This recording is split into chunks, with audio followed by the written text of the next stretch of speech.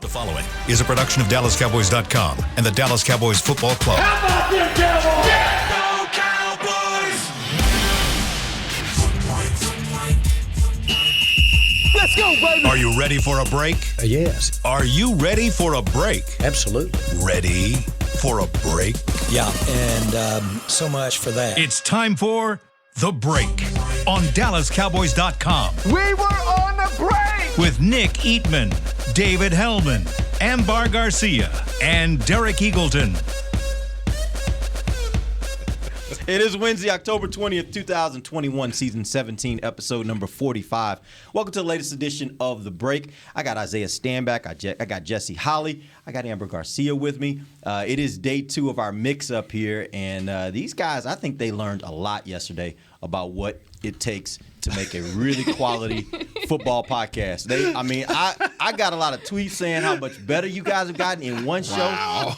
I think by so you're gonna take the credit for that, right? I think by next week we're gonna send you back to your shows, and I expect some really great things. Man. I elevate really everybody's play. I really do. That's called leadership. I'm just that. coaching you up. I'm just I like coaching it. you up. All right, we got a lot to talk about today. We're gonna continue our big picture look at this team. Yesterday we talked a lot about the offense. Today we're gonna focus in a little bit more on the defense, and we'll have some topics too on the overall team as well today. But today we got to first start with some news that came out yesterday. Not the greatest news, and the reason why I want to bring it up, because I'm one that, like, a lot of times when it starts getting into who got arrested and this kind of stuff, I'm like, if it affects the team and what's happening on the field, then we'll talk about it. If not, I really don't care to talk about it. But the reason why I want to talk about DeMonte KZ being arrested for a DWI is more from the standpoint of you two guys as former athletes, both played here at the Cowboys. My question for you, because I think the general public, speaking for myself and probably a lot of fans out there, you probably are like, man, you know that to some degree in the position that you're in, you're probably a target to some degree. Like, you're going to be looked at with a lot of great things in your life comes a lot of responsibility. So you accept that as being a professional athlete. You got a responsibility to live up to that. Do you guys talk about, or did you guys talk about that kind of stuff in the locker room, especially heading into a bye week? Did you talk about, like, man, let's stay out of trouble. Let's make sure we're not putting ourselves in situations where we can end up being a headline for the wrong reason? Yeah, it was a real brief conversation. I don't know about locker rooms that you've been in, Jesse, but it was a real brief conversation. It was more so, hey, protect the team, be smart. And that was it. And that was pretty much the extent of the conversation. Yeah. That's all that needed to be said, because you knew that you needed to take care of your business. Go enjoy the off week, or, really just a couple of days off, really, during our bye week. It's not a full week off. But go enjoy your couple of days off. Have fun, but be smart, right? Stay off your legs. Don't kill your legs, and don't make bad decisions. And that's really it. There's no sit down and let's powwow. Hey, now what are you about to do? What am I about to do? Just protect the team. Be smart. Yeah. I brought show and tell today. Oh, okay. For this very reason. And we didn't plan this or anything like this. No. But I can guarantee you the very last thing out of Mike McCarthy's mouth at the end of the team meeting, whenever they broke, was, hey, guys, enjoy yourselves, take care of one another, stay out of trouble. Mm-hmm. I know for a fact. And I have a below zero tolerance for DUIs or DWIs or whatever you want to call them. And here's why. This Cowboys football team, we are not, and people on Twitter drive me insane with it's just a DWI. Did we forget we're not too far removed from a good friend of mine, Josh Britt, in a DUI situation where someone was killed. Mm-hmm. And it's always just a DWI until it's not. And the reason why I have a below zero tolerance for DWIs, we live in an era now where there's Lyft, there's Uber, right? Those are easy fixes. You know Brian Wansley. Mm-hmm. You know Brian Wansley. I know Brian Very Wansley. Good man. Amazing human being. Yep. His phone is always on at any point in time of the day to call him if you need something. Every NFL team in the country has a ride service. Every NFL team has it. You call them, they come and pick you up. Because it used to be the thing, well, I didn't want to leave my $100,000 car somewhere. I get it. I understand it. They have it to where now they bring another driver to bring your car home. To bring your car home. Here is my NFL players cards, right? There's 3 of them, okay?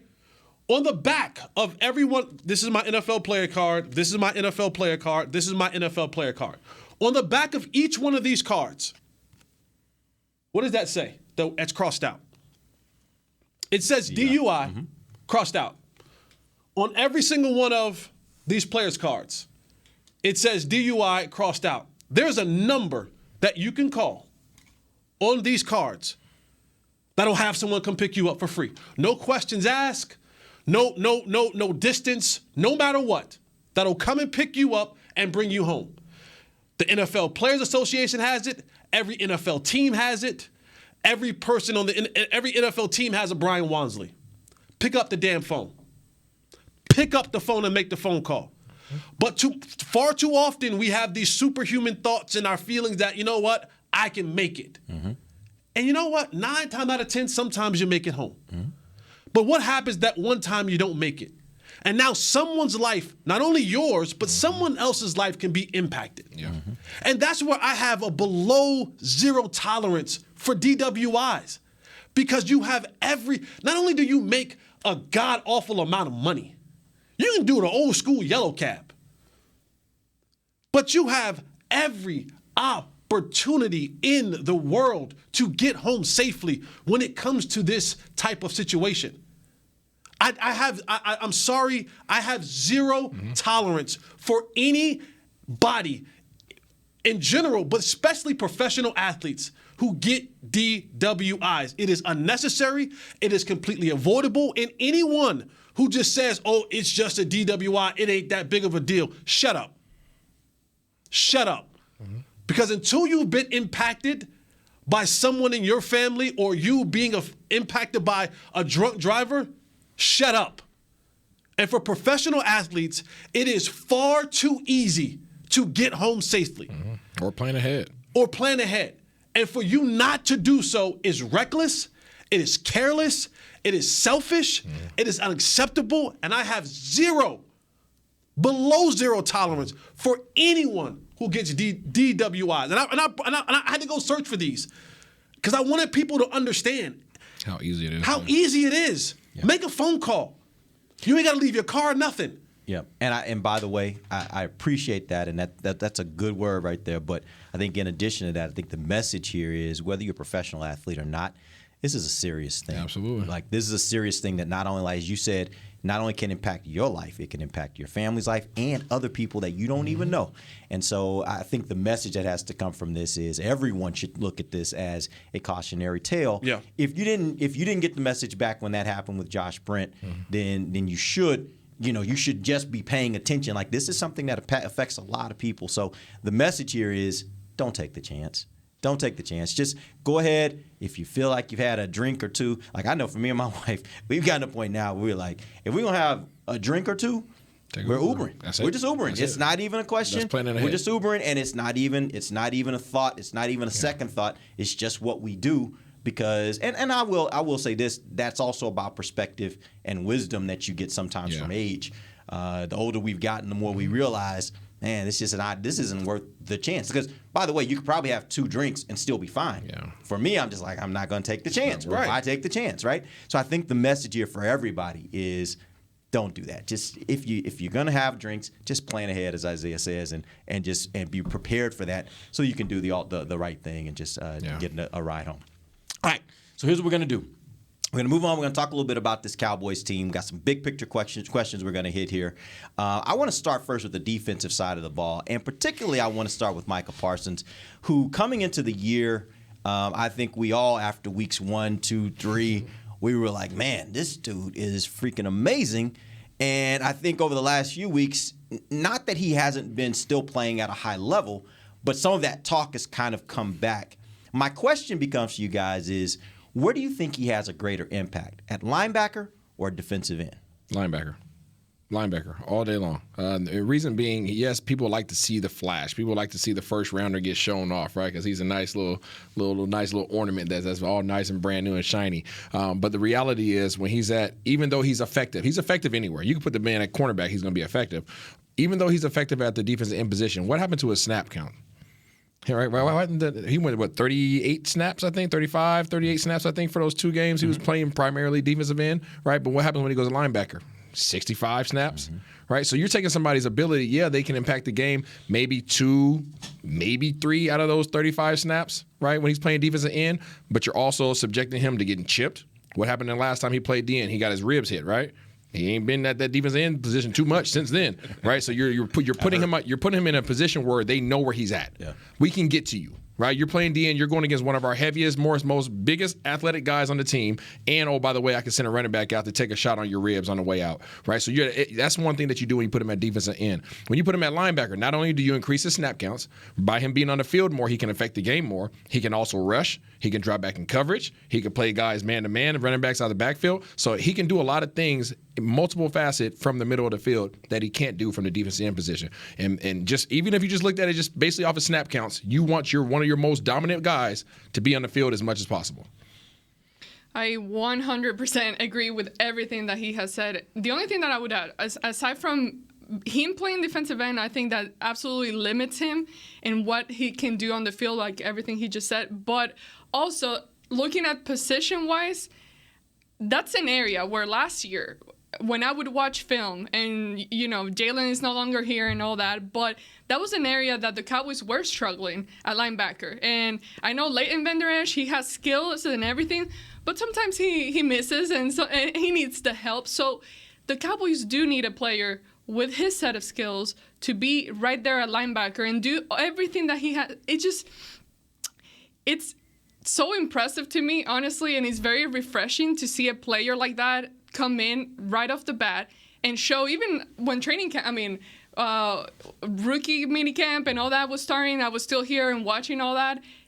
Everything that he was showing, it's like, okay, where can I have a player position that he can do the best that he can and use every single talent that he has. So for sure, linebacker, defensive end, like he said, you can mix it in and he can still rush and be effective, but he doesn't need to be stuck at a single position.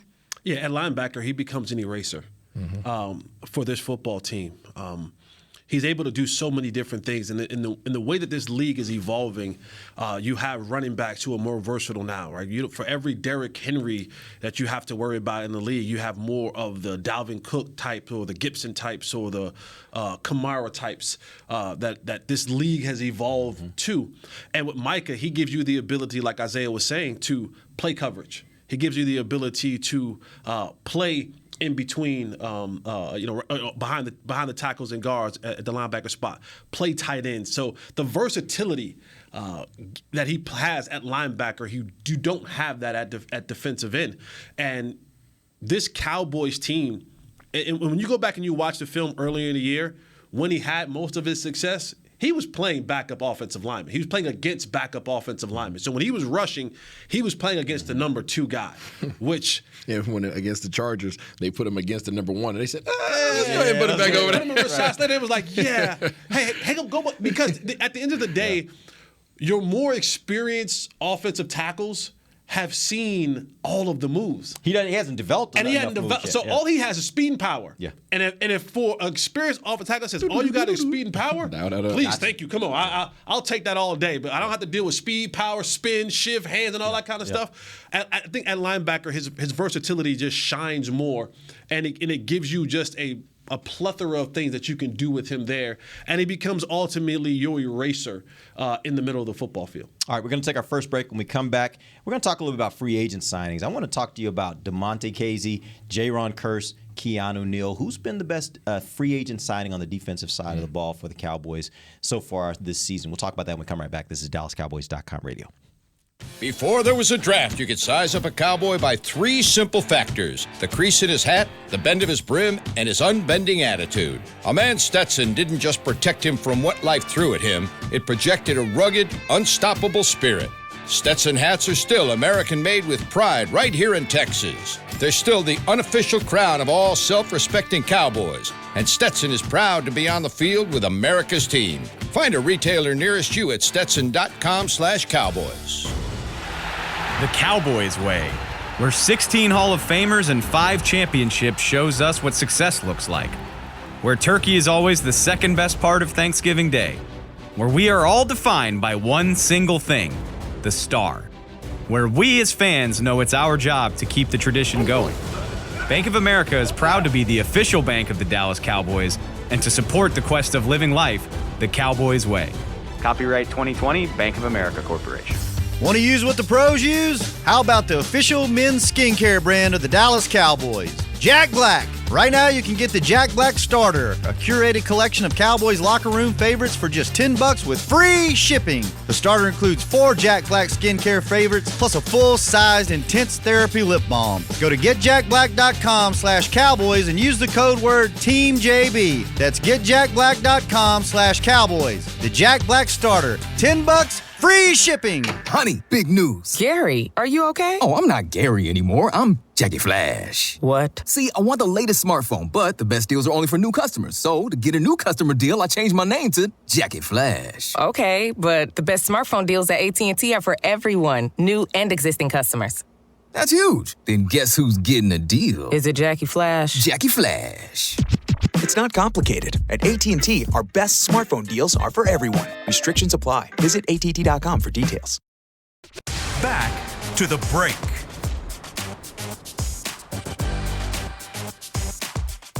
Welcome back. Second segment of the break, live from the SWBC Mortgage Studios at the Star. We're talking some Cowboys football here with you guys.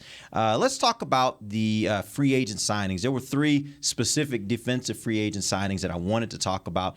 And by the way, you guys can throw in another name if you think there's another name that should fit on this list. But what I wanted to find out is, who do you think was the best free agent signing on the defensive side of the ball? Casey, Curse, or Neal? Dan Quinn. Easy. Wasn't on the list, but you said I can add him on the list. You could. I can add him on. None of those guys are here if Dan Quinn's not here, right? Good. Like he is. And by the way, he makes them look probably better than they would look otherwise. You got those 3 guys combined for $1 million. Mm-hmm. Like, think about that. Like, we have been clamoring and begging and pleading for better safety play for the Cowboys since Ken Hamlin. Yeah. Back when I was here, when we were here in 2007 and 8. Shout out to the bros. Right, yeah.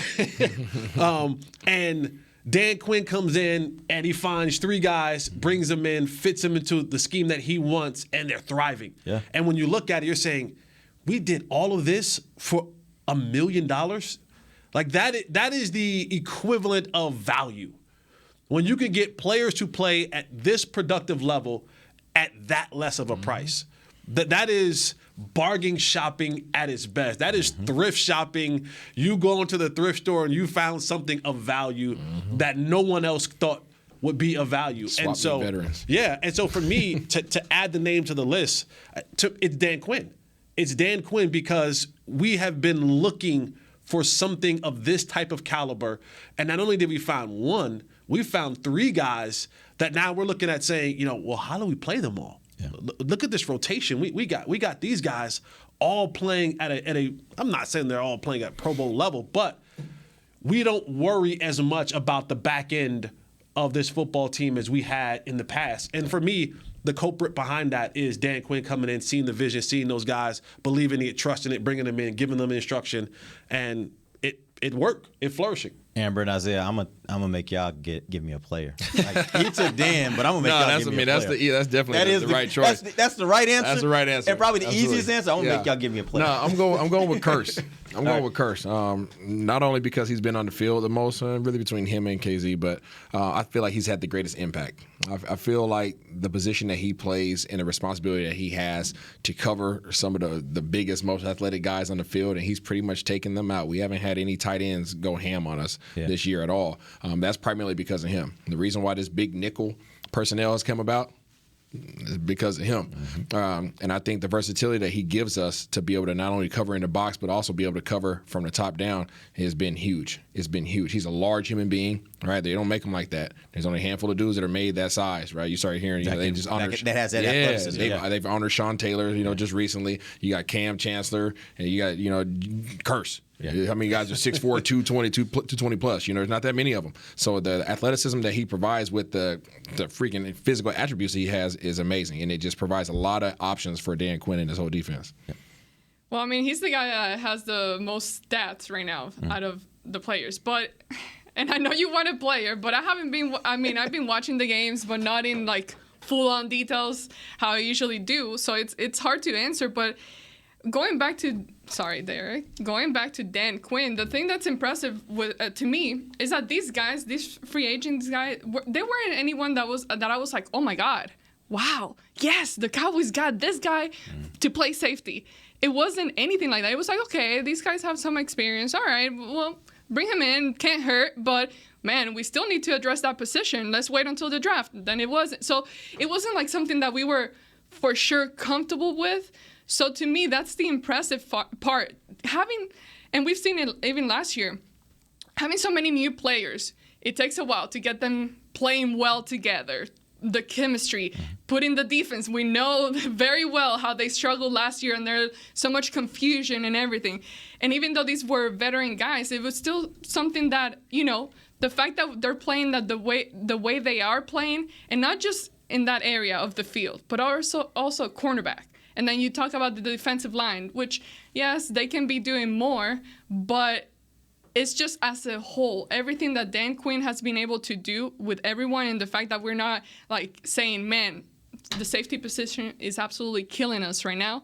It's just very impressive. And there's no one really stands out to me.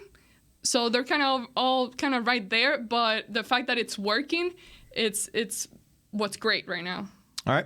Let's move on to the next question. How can Dallas best improve its interior run defense? And I'll give you two options. You guys feel free to throw in something else if you think there's a better answer here. But I said the return of Gallimore and Hill, that could be one thing that could help. The other one was better play by the linebackers, because I do think in this last game specifically, especially early in the game, I saw a number of times where the holes that were created, the linebackers it was what we saw all last year from the linebackers. Basically, you take a false step, and then you're out of position. You can't get off a block, hole, and there you go. And then the run turns into something where the running back is now on your safety before you know it. So I do think that there's probably a little chance that the linebackers could play better here and help your run defense. What do you guys think is the best way to improve the interior run defense? Guys just have to play better. Really, it's not. I don't think it's necessarily a scheme thing. It doesn't matter what linebacker you got. You can put freaking Ray back there and anybody else, Bart Scott, anybody else you want to put in the middle. If the offensive linemen get up to the second level, it's a wrap. Yeah, they're just bigger, larger, stronger humans, right? It's just what it is. It's kind of like the big brother coming in, just grabbing you, throwing you somewhere. You can't do anything about it, no matter how much you're getting paid. But the interior defensive linemen just have to continue to play better. And obviously, what do you do there though? Because right now, defensive tackle, we knew going into the season, defensive tackle was an area that they probably could use some improvement. I think they've had some play. Carlos Watkins, I think, has played pretty well, all things considered. And Bohannon's a young guy. He's a big guy. But what do you think, just from a standpoint of the defensive tackles and their play, where can they be better there? Leverage. Right, leverage, playing half a man, trying not to let these guys reach you. That's, I guess, playing your gaps, but we don't know the schemes that they're playing, right? So I'm speaking just in general terms. I don't know what their assignments are, but just trying to be more stout, right, and just trying not to get moved off the ball. There's a lot of different techniques those guys can utilize to not get moved back to the second level. But at the end of the day, we're missing our big boys. That's the real. We're missing our big boys up front. Our heavy hitters are not there right now. We have explosive guys. We have guys that can get some penetration. But when they actually want to come off these other teams want to come off the ball and set their mind on running at us, it's a struggle when you play teams like New England. It's going to be a struggle when we play teams like Minnesota. As you look forward to their schedule, then you got the Broncos, the Falcons. There's some teams that we're not going to have to worry about that being a predominant part of their game. But when you have teams that are built like the Patriots, until you get your meat up front, it's going to be a struggle. Well, Jesse, I'll ask you this question: can you fix that problem? Because even the guys you're asking that you're going to be expecting to return, they're not your big traditional one techniques. Like, you don't have one of those. Are you going to improve this without having to go outside the organization? By the way, doing that, like, who knows what's on the street at this point. But can you really improve that? Because you're not going to get much bigger. Yeah, and that's the difficult part. And, to use a term that my guy Big Nate Newton always uses is big greasies.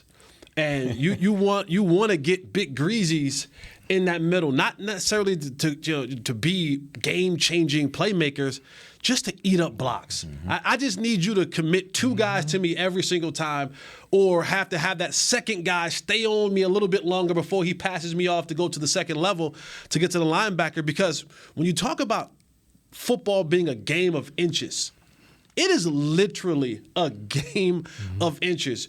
A linebacker, you take one false step the wrong way, well, that guard's up on you, and now he has an angle. Yep. Or if and you're not getting him off, just like we said, you're not getting off of him. Like he is paid to grab you and maul you, lock on like a pit bull. Yeah, and the same thing when it comes to the big guys up front is if I have to make that guard stay on me just a tad bit longer, now my linebacker has read his keys and is attacking. Yeah. And if I'm attacking and you're still engaged, I win. And some of the greatest linebackers of our time had what?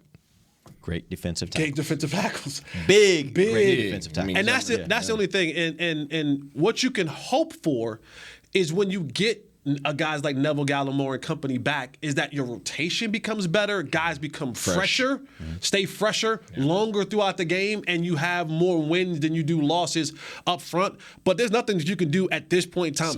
Neville Gallimore ain't getting 20 more pounds in the middle of the season, right? Carlos Watkins ain't getting 15, 20 more pounds in the middle of the season. You maintaining. You trying to hold on. Load them up. Yeah, you trying to hold on to whatever weight that you have right now to maintain throughout this year. So it's give them what you got and hope for the. It's really hope for the best. It's give them what you got and hope for the best, and hopefully you don't run into many teams like New England built like that. And the reality of it is you aren't. That's the reality of it. You are. Are they that much different from a personnel standpoint, or was it more scheme? Yes, personnel standpoint. Okay. It's both. I think. The scheme for sure. I mean, that's every coach, right? But when you look at how these teams are built, let's look at our schedule coming up here. We got the Vikings. They're going to run the crap out the ball. Yeah. So we better shoot. Are they? Because that's one thing I heard about New England. I'm not sure. But supposedly their offensive line was bigger. Yes. And so are you going to face that similar type of big offensive line against Minnesota, against other teams down the stretch? And that's what I'm talking about. It's all about, so to your point, right, it's scheme as well, bro. Scheme not only just translates just from what the coach is saying to facilitate on the field, it goes back to the weight room. Right? How is your team built? Yeah. Right? When I was here in Dallas, we lifted, right? But we lifted for explosion. When I went to New England, we were lifting like it was off season, like big boy heavyweight throughout the whole season. Why? Because that's the type of team we wanted to have. We wanted to wear you down. When I went to Seattle, guess what? It was all about moving lightweight and moving it fast, right? Just being fast. So the scheme, right, and how they want their team, the identity of their team, that's how everything's going to translate. That's how your dietitian's going to make your food. That's how your weight room's going to. It goes all the way back to that in terms of how they want to approach this thing. So there's going to be games where you face teams that are built to have the advantage against you, and you got to find ways to make plays. Yeah. But as we look forward, we're not going to have to worry about that. How we are in terms of speed and being explosive, that's going to work to our advantage. But majority of our opponents we have remaining on our schedule. Yeah. They must be on that fast thinning out program here because most of these guys, like I never really see them putting on weight. Like usually they start, muscle-wise, they'll start building muscle, but then trimming down. Like even with Tristan Hill, he came in, you could see him a little weight, and then he starts trimming down. So that's something I never even thought about, but I have noticed physically, physical-wise. Yeah, I think this year especially, we talked about this on the break. This year especially, you saw a lot of guys coming back a lot leaner than they'd been before. And I don't know if that was what Harold Nash was trying to do with this team, or those guys just specifically were working with their own trainers to do it. But you definitely saw a difference in guys like Zeke and Dak. Like they came back much leaner than they'd been in the past. It wasn't the big bulky. It was the lean, fast, very explosive is what it looked like they were trying to achieve. And what most coaches will tell you, as you begin to age in this league, you want to get lighter. You want to shed some of that. Right? You want to shed some of those pounds because a lot harder to do that to get older. It's a lot harder to do that to get. Trust me. I know. I know as well. Trust me. We fight this battle every day. But also your body doesn't recover as fast. Yeah. You want to have that. You don't want to have to carry those extra pounds. And again, look at the way this league is going. Yep. You're going to need more explosion. You're going to need more versatility, more athleticism. It's not the 90s Cowboys where Nate Newton is 340 pounds because he's going up against another guy who's 320 pounds, and it's just this mauling big group type thing. It is speed, and more speed. Like, when you look at the combine numbers, we used to be like, he ran a 4.3? Yeah. What? Now it's like 4.2s. now it's like, oh yeah, Micah Parsons ran a 4.3 at 240-something pounds, 50-something pounds. Like, linemen at 300 pounds are running 5 flat. 4.7s, 4.8s. You're like, wait, what? Yeah. That was unheard of 15 years ago. Now it's almost a norm. And so the only way that you can keep up with that kind of speed. If you run a 4.4, just go sit in the corner. Like I remember growing up, and it was like, that was like the number. Oh, you gotta run a 4.4. Like, that was the pinnacle of speed. Now it's like, you run a 4.4 as a receiver, it's like, okay, like, that ain't nothing special. Like, that dude who You're weighs average. That dude who weighs 40 seriously. pounds, who's 40 pounds heavier than you. Yeah, he runs a 4.59. Yeah. Like, a 4.49. You'd be like, dang, I'm 215 and he, 285. Yeah, it's changed. But doesn't it get tricky once you start mixing that mentality of being faster and lighter with inexperience and younger guys? When they come in, I feel that it's a tough balance there because they don't have the experience, not necessarily the full-on technique that they need, that maybe having that extra weight kind of balance, you know what I'm But trying I to think say? there's also a difference between weight and strength. Like, Yes. I don't want to confuse Huge weight difference. and strength. Because I do think what happens, and you see it all the time with guys going from their first year to the second year, like, you can see the difference, and they grow into their bodies, that's bad and you can tell that it's starting to get to that point where they're stronger. They might be lean, but they're very, very strong. And I think that's kind of the difference here, is not necessarily weight, but strength. No, I mean, that's a huge. I'm glad you brought that up. I can give you guys an example. When I finishing up my career, I went to Jacksonville as a tight end, and it was Mercedes Lewis and myself. Don't ask me how I got to tight end, but that's kind of like the Hernandez era, right? When it was like, the 240, 245 pound tight end that could run and create mismatches against guys like Curse. Yeah. So that was Mercedes Lewis was the underlying guy. I was kind of the wing back. He's the league's best blocking tight end, even probably to this day. Still, he's amazing. Yeah. Year 16, so strong. He's ridiculous, right? But he knew leverage. He knew how to use his length and all his limbs to create movement. I was strong. I was stronger than he was in the weight room, right? And he would get frustrated with me because when I got on the field, I couldn't block these big dudes. Wow, I was 240 pounds. These dudes were 300 pounds, right? So I was strong, right? But I didn't have enough junk in the trunk, right? So to that point, you could be a strong. He would be like, man, you're stronger. I seen you. Go ahead. I can't. Because I'm strong, I'm weight room strong, but these are grown human beings. Right. Grown man strength, right? And so to your point, right, it can be a disadvantage, but when your whole entire program is built off of it, and then you have these offensive coordinators, defensive coordinators, special teams coordinators come in and put you in position to be successful based upon your skill sets, now all of a sudden that becomes an advantage. Now, if they ask these guys to come in and play something and be something that they're not, right? 240-pound guy trying to go up there against 285 pounds. It's not going to work. Yeah. It's not going to work. So when we start talking about why was New England so successful on the ground, well, they're big up front, and then by the way, then they have 4 tight ends that are active every game, and they put 3 of them out there, and there's 2 of the best tight ends that happen to be in the league as of last year, and they're getting paid $40 million, $50 million for it. Yeah, that's why they were able to move us off the ball, because they had 260 pounds coming up and moving 230, 240 pounds off the line. So that's how this league works. It's all about mismatches. I mentioned it yesterday. Every team's not built the same. That's why we needed to get up on New England, because they can't catch up, right, once they're up, right? The reason why we didn't want the game to be close is because if it is close, then guess what? New England could play New England ball, right? Now they can just run you down the field, run you down the field. Well, you got to designate chunky. Okay, who's going to be chunky this season? Who's going to be the heavy player here? And then we got the strong, agile one. So you create that balance. You hear that, Will McClay? Right. Let's go. Give us some chunky. Get us some chunky. All right, we're going to take our final break. We're going to come back, and I'm going to ask these guys a question. I'm going to ask them, what's the biggest problem that you think would most concern you going down the stretch? And here are the options I'm going to give: coaching decisions, kicker, run defense, or red zone offense. We'll talk about that when we come right back. This is DallasCowboys.com radio. Hi, I'm Clint Tillison with United Ag and Turf.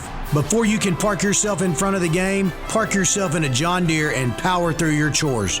Our Land Run package is a 1025R, 25 horsepower tractor with a loader, rotary cutter, and a box blade for $229 a month. And the price you see is the price you'll pay. No surprises. So don't miss another kickoff. Visit UnitedAgAndTurf.com. Offer ends February 1st, 2021. Restrictions apply. See dealer for details. Now let's get to work. Honey, big news. Gary, are you okay? Oh, I'm not Gary anymore. I'm Jackie Flash. What? See, I want the latest smartphone, but the best deals are only for new customers. So, to get a new customer deal, I changed my name to Jackie Flash. Okay, but the best smartphone deals at AT&T are for everyone, new and existing customers. That's huge. Then guess who's getting a deal? Is it Jackie Flash? Jackie Flash. It's not complicated. At AT&T, our best smartphone deals are for everyone. Restrictions apply. Visit att.com for details. New Dr. Pepper Zero Sugar. You deserve it. I do deserve that. You deserve decadent flavor without sugar. And a day at the beach without sand getting everywhere. And a relaxing bath that your children don't interrupt. I deserve all that? It's really just a visual metaphor for Dr. Pepper Zero Sugar. Everything you want, nothing you don't. A visual metaphor on the radio. I do deserve that. Dr. Pepper Zero Sugar. The zero you deserve is finally here. Before there was a draft, you could size up a cowboy by 3 simple factors: the crease in his hat, the bend of his brim, and his unbending attitude. A man's Stetson didn't just protect him from what life threw at him, it projected a rugged, unstoppable spirit. Stetson hats are still American-made with pride right here in Texas. They're still the unofficial crown of all self-respecting cowboys, and Stetson is proud to be on the field with America's team. Find a retailer nearest you at stetson.com/cowboys. Back to the break. Welcome back to the final segment of the break, live from the SWBC Mortgage Studios at the Star. Here's my question for you guys, and I'm hopeful that this question is going to bring a very thoughtful answer, because there's a lot of things here that I think people are talking about as potential gotchas as you go down the stretch. The question is, what is the biggest problem that concerns you in this second segment of the season? We heard Coach talking about it. They broke it into 3 segments. You got 6, and then 5 games. In this second segment, would it be coaching decisions? Would it be the kicker? Would it be run defense? Or would it be the red zone offense? Can I throw another one in there? Sure, absolutely. I don't know if I said this earlier on the Talking Cowboys, but my concern is that when our guys come back, Gallimore, D-Law. The injured guys, yeah. Right? D-Law, Gallup, right? All these are guys, right? The guys that we expect to go out there and make big plays for us. Do our current guys that are out there doing well for us, do they back down? Do they go into a corner? Because we've all seen those guys, right? When you're considered to be, when you're number 2 and they call you up to number 1 and number 1's out for a while, okay, here we go. Let's rock. Right, let's go. I'm me again, right? I'm the dude from college or the dude from earlier in my career. Let's ball, right? Cats out there trying me. And then they become ballers again, right? And everybody's like, to your point, oh my God, I didn't know that these guys could play. And I know these guys can ball. They just have been subjected to being a second-tier guy. What happens when the dogs come back, when the number 1s come back and they get their throne back? I've seen it 2 ways. I've seen it where guys that remain competitive and they push the starters and they make them create a rotation like we're talking about. Or I've seen guys kind of back down to kind of what you expected them to be in the first place, which is kind of just, he's inconsistent, right? What players would concern you most? Because immediately when I start thinking about that, I'm like, a lot of these guys, they've already been in rotations even before those guys went out. So it doesn't necessarily, I don't think it would have, like, think about a Cedric Wilson. Mm-hmm. This shouldn't affect him much because he's been used to playing in a position where he's rotating. Osa, defensive tackle, they rotate. Like, what are the positions or players that you would be most concerned about? I'm thinking about cornerback. Kelvin Joseph hasn't touched the field. Yeah. Right? I'm thinking about cornerback position. I'm thinking about, Brown and J. Lou. What are they going to do? Right, A. Brown got himself a pick so far, but is he gonna be a starter still? Joseph's not ready though. I'm just saying. I mean, I haven't talked to you about that. So is Joseph ready? I don't think he's ready. I don't think he's ready either. But I mean, we don't make those decisions up there either. They took him pretty high, so he gonna play. He gonna play. So it's just a matter: is he gonna replace those $5 million guys? They're both getting paid $5 million. So I mean, that's a question that you have to ask. What happens there? What happens at the D-line position? What happens if D-line has a heck of a rotation going right now. All of a sudden, you bring Hill back, you bring Gallimore back, you bring D-Law back. Those are 3 bona fide starters. What happens to that rotation now? Yeah. I think we're different. In what way? I think we're different where in past times it would have been, oh, yeah, he comes back, he has to play. or we drafted him high, he has to play. I think we're different. I hope so. I think this coaching staff, specifically on defense, I think we're different. I think it's, you know what, son, yes, we drafted you high, but right now, we rolling. And maybe we'll fit you in there, but you haven't done anything that says you deserve that position. And I get your draft status, and maybe we'll attack this full go next year in OTAs and mini camps and so on and so forth. I think in years past, we would have been subjected to, we drafted him high, we got to play him, no matter what. Yep. I personally just feel like it's different. And I think that... So you think the culture in the front office has changed as well? I think that the guys who are putting these players on the field, the coaches and such, have earned enough say-so with the way that things have gone this year for whether it be one of the Joneses or someone that they'll go, just trust me on this one. Yeah. I know that we drafted him in the second round, and I get it, and he'll be fine, and we'll get him right, and we'll get him to a position where he's playing at a very high level. This is not force-feeded. But we're not right now. Yeah. You know what I'm saying? And we'll work our way back in there. And we'll work him in there. We'll find spots for him to get him some confidence, to get him some playing time.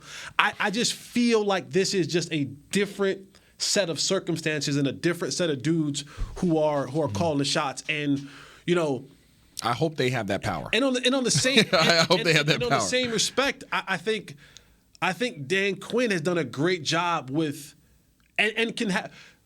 And you know this, Isaiah, there are certain coaches who can come to you and have that man-to-man conversation. And you respect those guys. I've always respected coaches that just told me straight up. Don't, we too old for all that. Well, just keep chipping away. And I don't think Dan Quinn is that kind of a guy. He's not. He's a Jersey dude. I'm a Jersey dude. We are straight up dudes. No. And I think he has the conversation when you come in and say, listen, son, here's the deal. Okay? You're a part of this football team, but right now we're going this, and here's why. We still want you to be engaged. And once you have that real conversation, man to man, I think men accept that better, and you'll get the same productivity. And Quinn will tell you, hey, this doesn't mean stop competing. This doesn't mean we can't use you. We don't need you. Just properly setting your expectations. Right. And go out there every single day, every single practice, and work like you want to be the starter, or work like you were before this guy, came back from injury. And I think when you do that, you get guys to respect you more, and you get guys to go out there and give you. I agree. Yeah. A great that effort. being said, how do you go about practice though during the week when a guy like that comes back? For example, a veteran guy gets back in. Do you give them half the reps? I'll give you a good most example. Of the reps? Let's talk about it from the standpoint of Donovan Wilson. He's trying to come back in, and Jaron Kearse has been playing his butt off. So what happens in that situation? What happens for Donovan? What happens for Jaron? That's the question, right? Yeah, I don't know. I mean, I've never really been in those conversations, but I don't, and we only get to see a portion of practice, so I don't really know how they go about distributing in a scenario like this where these guys on the field are playing well, and now you got these other veteran guys that you have been expecting them to be the starters come back in. I don't know how you distribute most it. teams is not this competitive, so it's just difficult when it's this competitive. When it's this competitive, it's very difficult. Relatively deep. This is a deep team relative to other teams in the NFL. And it's a good problem to have. It's a great problem to have. It's a great problem to have. And again, you divvy those reps up in practice. You're saying, you could say, hey, all right, listen, J-Ron, when we go team 7-on-7, you're in. D. Wilson, when we go, this team period, you're in. And then now you just kind of gauge it throughout the week about giving both of these guys reps. And this is what they pay the coaches the big bucks for. Yep. This is a good problem to have, but this is your problem to figure out. And it's not always going to be an easy situation. And then it comes down to, at the end of the day, what do you feel most comfortable with? Because when you have to go into a game and coach, the last thing you want to go into a game doing is having uncertainty. Because if you have uncertainty, there's no way you're calling a definitive football game. So most coaches, once they get to that threshold of Thursday-ish, Friday, most definitely Saturday, here's what we're doing. I'm going here until something changes. And then next week, we'll try it again. And then when I get to that Friday, that Thursday-ish Friday, most definitely Saturday, we're going here because my team and I need to know as a coach how I'm going to call this football game when we go out there. And injuries happen and things happen. And to Isaiah's point, matchups. There may come a time where you're saying, you know what? Donovan is a much better fit for this matchup or this scheme that we're going with this week than J-Ron. J-Ron is a much better fit because we're playing a taller tight end, or they may have whatever it may be.